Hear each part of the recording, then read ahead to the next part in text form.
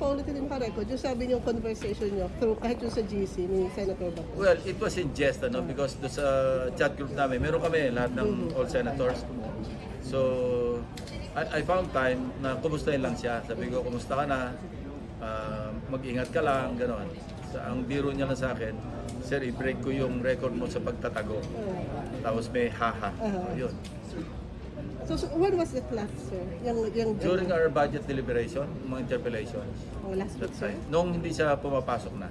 Hindi naman Kinumusta to ko last lang week siya. lang. Hindi naman last week lang to, sir? Hindi naman, mga 2 weeks ago. Okay, sir. So ganun lang, sir, tapos wala na kayong binigay na advice sa kanya? Sabi ko, magtago ka mabuti. Sir, hindi nyo i-advise na lumutang na siya? Biro lang yun. Huwag yung seryoso.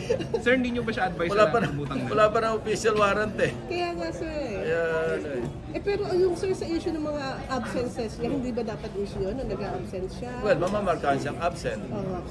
So, meron kami sa rules na pagka 30 days,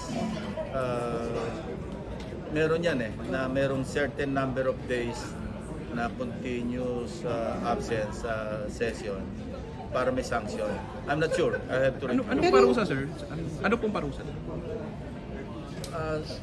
Hindi ko sigurado. I think nasa ethics yan or nasa rules namin na yung 30 absences. So ibig sabihin... I'm not sure. Kaya review. Okay, siguro. Hindi nyo ba tandaan kung automatic na o kailangan Well, ako, ang advice ko sa kanya, kung wala siyang intention na mag-surrender, magtago siya mabuti.